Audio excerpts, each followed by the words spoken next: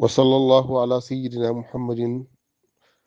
وعلى آله وصحبه وسلم. bandiraɓe hettotoɓe yeɓoɓe Ayawo Dental Dine TV, min mbi on assalamu aleykum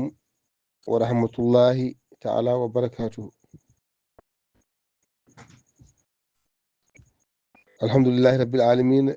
en jetti Allah subhanahu wa taala, en juule annabi men Muhammadin sallallahu alayhi wa sallam. bandiraɓe yeɓoɓe Dental Dine TV,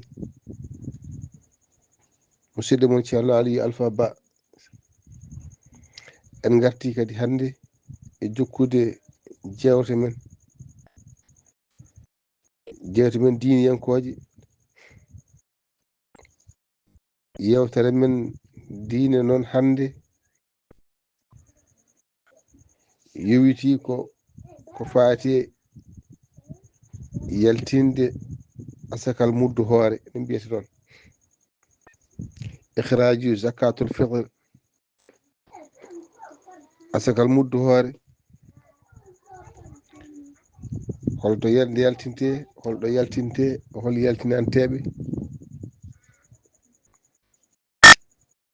koye ɗo jiɗɗen arde hande jumpude hen seeɗa.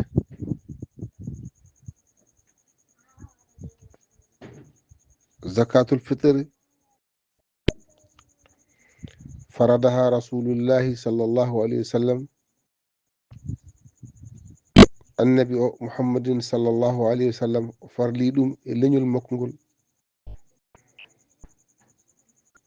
e kala juulɗo gorko e juulɗo debbo.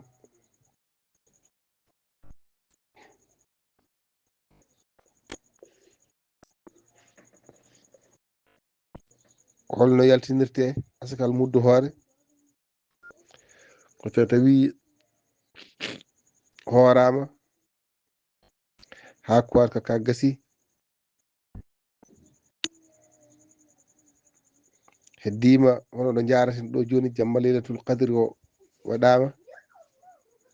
heddima e julde balɗe ɗiɗi walla balɗe tati, ene yiiɗa yaltinede.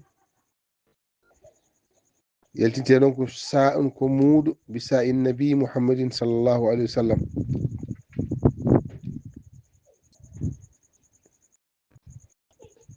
no muddorino annabi o sallallahu alayhi wa sallam, en jogui muddu no annabi o muddirino ni, en jogui mudduji dottaɗi ɗon, ɗin tan ɓetirte. so tawi noon woni wonɓe e nokku mo ganduɗa walla ala ɗin nun mudduji muddortoɗi ɗi, ɗin to leeɗale arabe to arabe saudi to ɗi kewi toon. hewɓe yimɓe men yahoɓe makka ene gadda mudduji ɗi muddorte toon ɗi. won noon ɓe ngala waɗa saabu wona yimɓe foof jogodi ɗum walla mbawi sodude ɗum walla e ko nandi hen. kono so tawi a ngala muddu o, tolnoto ko arbaa amdad, fodde amdaduji 4, holɗum ɓetanɗe juuɗe fodde 4 ponda juuɗe maɗe ɗo tolni ɗo. so tawi yeru mbaɗɗa gawri koye sac walla e bool walla ko nandi hen, ala ɓetirgal ngal, ko juuɗe maɗe nannata e nder gawri ndi walla ko muddortoɗa ko, ponda juuɗe maɗe ɗiɗi nannaɗe e gawri he walla maaro haɗe keewa, dimbina haɗe jerodira, pawa mbatta noon ha timma laabi 4. ene hawroya so ɓetama ene yerodira e kiloji, e kilo e libar, ha e kiloji 2 no juuɗe mbati. kono ɓuuri yarede ko kilo e libar, kilo e libar. yaltinte noon yuhraju bi quuti qawmi zalikal balade koko ɓuri jaalade e nguura ndin ɗon leydi. Leyɗele ɗe ne ceerti nguurnameje, ene waɗi leyɗele tan leydi fof ɓuri yaarude ko wuuri. ɓe ko gawri, ɓe ko maaro, ɓe ko tamoroje, ɓe ko zabibaji nebameje biyeteɗi noon, ɓe ko sultu en sha'ir en no jangguinirani. Kala ko ɓuri wonde ɓuuta qawmi zalikal balade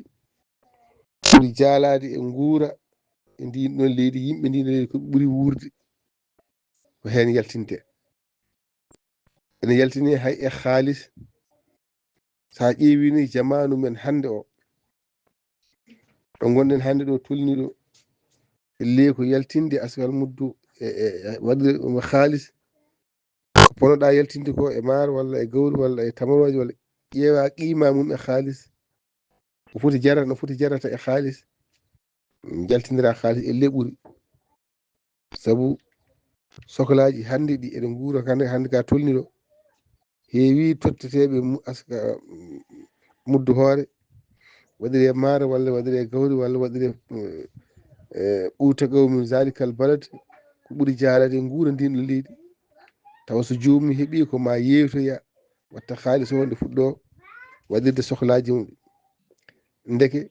tawde ko mawɗo yewtoya waɗirde sohlaji makko hebdemo haalis o ndeke ɓuri walla ɓurata haybandemo.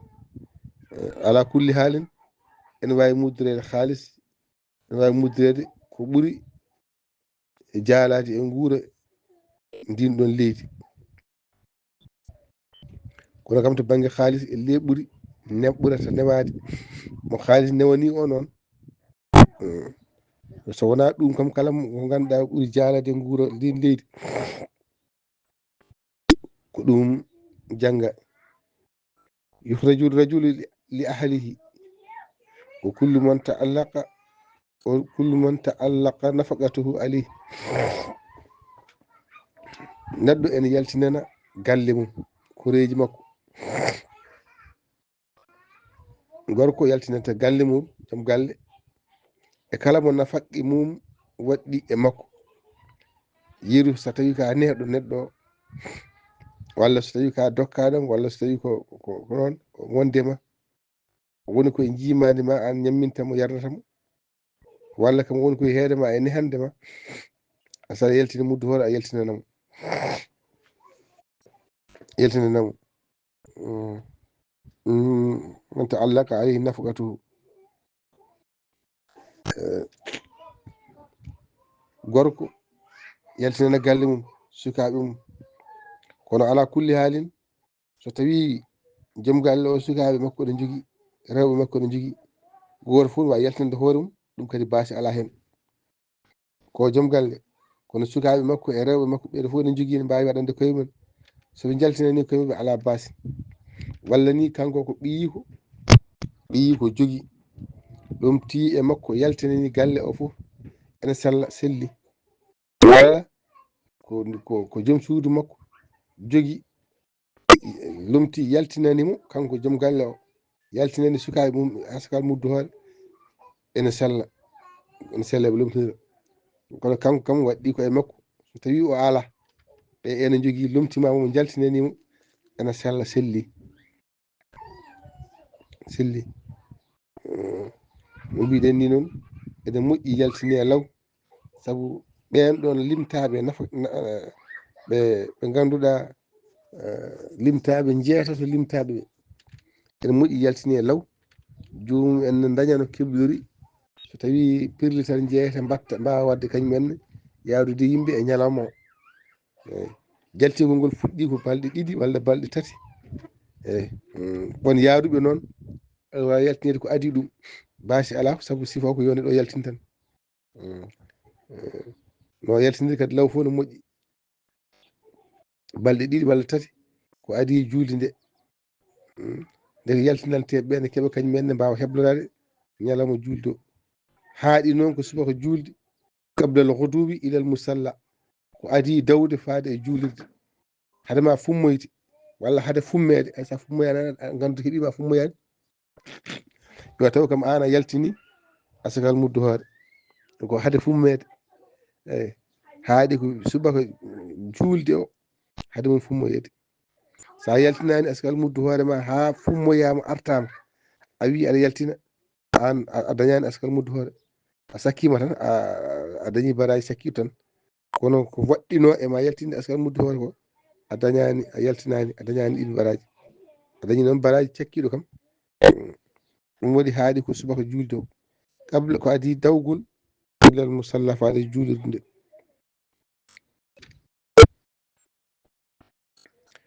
so yaltinama noon totte handuɓe hen ɓe jeetato janggaɓe ɓe innama sadaqatu gal wiide auzu billahi min alcheitan rajim innama sadaqatu lil fuqarai wal masakin hande kandi ha jeetato ɓe timma ɓeɗo wasɓe e miskineɓe e ɗanniɓe ɓe ganduɗa ngala jatigi ɓen kadi e guure ko ɗanniɓe ko miskineɓe ɓe ganduɗa ko wonɓe fi sabilillahi wayno janggoɓe qur'ana e ko nandi hen jangguinoɓe e ko nandi hen toppitiɓe heɗɓe jamaji en ko nandi hen miskineɓe ala kulli haali kam ngo taw ko hato jinɓe hen miskineɓe noon so wiyama ɗo ene jeeri ƴewtade jaltingol asakal nde moƴƴi yaltinde totta ɗum miskineɓe ma an neɗɗo ene waɗi miskineɓe ma ɓe ganduɗa ɓe an aɗa fonno nafugodeɓe nafaqqe mabɓe ene waɗɗi e ma saabu koɓe miskineɓe ma aɗa fonno nafugodeɓe koɓe ɓattiɓe ma wuuro moon walla leegal moon walla bande en to banggue endam idora ɓen ɗon idora ɓen ɗon tottaɓe ɓen ɓuuri handude e ma ɓuuri haqqe mumen ɓuuri wonde e ma saabu koɓe miskineɓe ma wonto ari e riwaya ibn sallam la yaqbalu llahu sadaqata man taraka qaribuhu wa a'tahu ghayruhu rasul sallallahu sallam wiyata Allah jaɓata sadak goppuɗo walla diwɗo miskineɓe ɓadiɓe ɗum ɓe woppi tottoyi woɗɓe yeru sen dokki yeru no yimɓe men gonirte gona e ladde wona Dakar walla banggue goɗɗo to koɗɗa to wuuro moon miskineɓe ma ɓe ponnoɗa nafɓude miskineɓe ma to banggue koddigal ko miskineɓe ma haqqe mabɓe ene e ma koddigal aɗa fonno nafɓude ɓe ni hayso wona asakal muddu hoore walla asakal jawdi ma yonti aɗa yaltina asakal jawdi ma walla aɗa askina asakal muddu hoore ma sa aski tottoyaɓe kamɓe ɓuuri handude hen e harma nawande woɗɓe taw kamɓe ɓuuri handude wonno ɓaddiɓe foof ɓuuri handude e nafqede ɓuuri handude e wallede kala moƴƴere addade handi hen ɓadiɓe Allah subahanahu wa taala wino annabi sa sallam wa anzir asirataka al aqrabin jertinir ko gadduɗa ko moƴƴere gadduɗa ko rewima ɓattiɓe maɓe gorol ma ɓaɗigol ɓadiɓe maɓe ko war ko noon ko yaltinede asakal muddu hoore ene jeeya hen kadi sababuyeji mawɗi annabi sallallahu alaihi wonɗo ariwani assawmu muallaqun bayna as-samai wal ardi hatta yakhruju zakat al-fitr wiya korka so horama ha korka ka timmi korka ka koko yowoto hakkude leydi e asman yettoyta ko dow to hadara Allah subhanahu wa taala so wona taw zakatul fitri yaltina korɗo korka makko yettoytako so wona o yaltini zakatul fitri askal muddu hoore o tottoyi ɗum kadi wiyaɓe wiya totta ɓe yetto ɗumen ɗum woni korka makko hankkandi yaaha yaada e korkaji jaɓaɗi ɗi yettoyo so wona ɗum korka makko wawi wonde ɗon ha hitande nde filto so yaltinani zakatul fitri korka makko ko muallaqun bayna as-samai wal ardi ko yowi tan hakkude leydi e asman suwa ƴeŋtoyde to tawde zakatu fitr arani li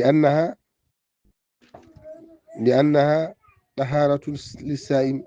ko ɗo wadnoon noon yaltinde askal muddu hoore koko laɓɓinta hoore korɗo o walla hooroɓe ɓe yaltingol maɓɓe askal muddu hoore hunde laɓɓinore ɓe masum malan ko ha laɓɓina ɓe kamɓe annaha tadhiru nafs ko laɓɓinta fittadu neɗɗo laɓɓinta kadi golle makko ɗe laɓɓina fittadu makko ndu laɓɓina kadi golle makko ɗe ha laɓɓina golle makko ɗe sababude korka ka yaada koye laaɓal timmal muɗum ko tottede askal muddu hoore no korka ka wayi hewde baraji ni no korka ka wayi hewde moƴƴere wonde hen ndi so tawi neɗɗo o hoori ha o gasni ha korka makko ene timma omo yalti yo heeño o yaltina askal muddu hoore kadi e gueɗe ɗiɗi kalonɗo ɗe o tinno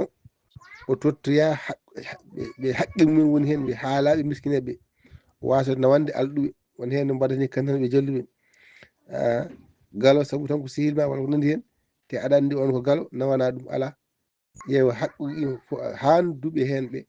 nawana ɗumen jaltina kadi law hadema wasa dañde baraji biyaɗi hen ɗi sa yaltini law ma dañ hen baraji biyaɗi hen ɗi nde won noon yaltinde law nde ko ha wonɓe hen ɓen kaali joni mbawa kañum en dañde heblorade ɗum law